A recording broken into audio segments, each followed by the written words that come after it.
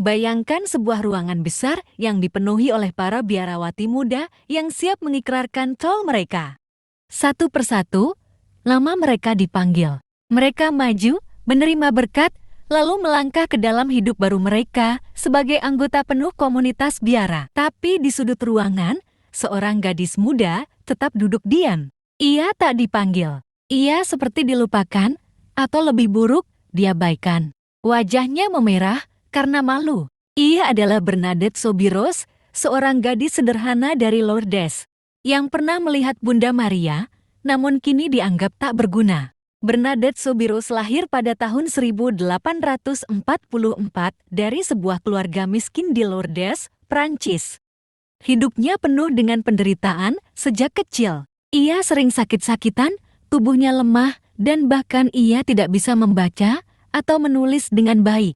Bahasa Prancisnya pun terbata-bata karena bahasa ibu yang ia gunakan adalah Occitan, dialek daerah yang jarang digunakan oleh kaum terpelajar. Tidak ada yang menyangka bahwa seorang gadis seperti ini akan dipilih untuk suatu tujuan yang luar biasa. Pada tahun 1858, ketika Bernadette berusia 14 tahun, kehidupannya berubah selamanya.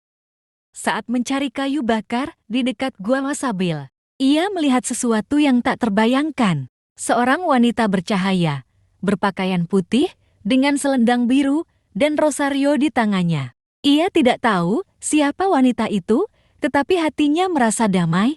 Perempuan itu menampakkan diri kepadanya sebanyak 18 kali, memberikan pesan tentang doa, pertobatan, dan pentingnya air suci dari Lourdes. Ketika Bernadette bertanya siapa dirinya, wanita itu menjawab, "Akulah yang dikandung tanpa noda." Sebuah jawaban yang menggemparkan seluruh dunia Katolik. Namun, banyak orang tidak percaya. Bernadette dijek, dicurigai, bahkan diinterogasi oleh pihak berwenang.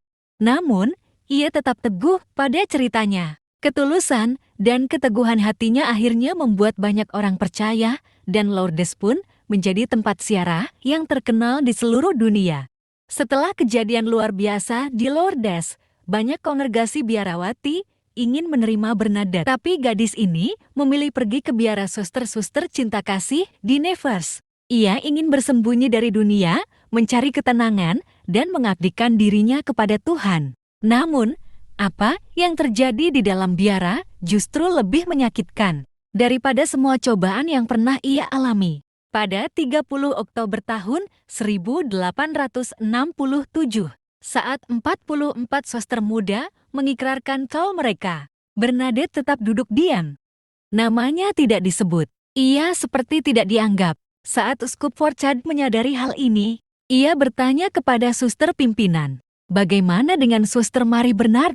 Jawabannya mengejutkan, "Yang mulia, dia tidak berguna untuk apapun." Bernadette, yang selalu rendah hati, hanya bisa menjawab, "Ya, yang mulia." Namun, dalam penghinaan ini, sang uskup memberinya tugas yang paling berharga. "Saya memberikan tugas doa kepadamu." Tak ada yang tahu saat itu bahwa tugas ini sebenarnya adalah kehormatan besar. Bernadette tidak dikirim ke rumah-rumah misi, melainkan ditahan di pusat biara. Bukan sebagai hukuman, tetapi sebagai perlindungan. Sejak kecil, Bernadette menderita asma yang parah. Namun, yang tidak diketahui siapapun adalah bahwa tubuhnya juga perlahan-lahan dihancurkan oleh tuberkulosis. Tahun demi tahun, ia semakin lemah, sering terbaring di tempat tidur, hanya bisa merawat para suster lain sebisanya. Tetapi, dalam kesakitannya, ia tetap melayani dengan kasih sayang, dengan doa, dengan kesabaran. Ketika tubuhnya semakin lemah, ia berkata, "Aku seperti sebutir gandum yang digiling." Tetapi jika gandum tidak mati, ia tidak akan berbuah. Dalam penderitaannya, ia mengorbankan dirinya untuk orang lain, mendoakan para pendosa, dan menghadapi cobaan dengan ketabahan yang luar biasa. Pada tahun 1879, penyakitnya semakin parah. Tubuhnya hampir tak berdaya, ia mengalami rasa sakit yang luar biasa. Namun, ia tidak meminta penghiburan. Hanya berkata, "Aku tidak meminta penghiburan, hanya kekuatan dan kesabaran."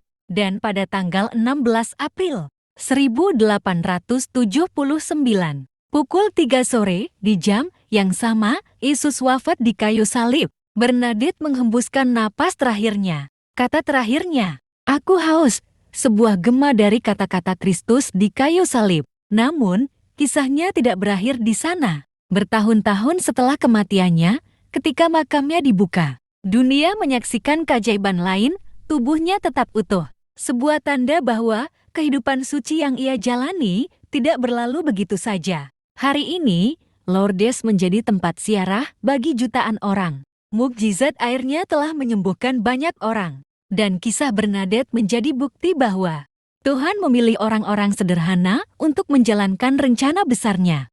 Ia yang dulu dianggap tidak berguna, kini menjadi orang kudus yang dihormati di seluruh dunia. Jadi, sobat-sobat Katolik, apa yang bisa kita pelajari dari kisah Bernadette? Bahwa penderitaan bukanlah akhir, tetapi awal dari kemuliaan yang lebih besar. Bahwa kerendahan hati lebih berharga daripada kehormatan duniawi. Dan bahwa Tuhan tidak melihat siapa kita di mata manusia, tetapi siapa kita di matanya. Jangan lupa like, bagikan, dan subscribe untuk kisah inspiratif lainnya.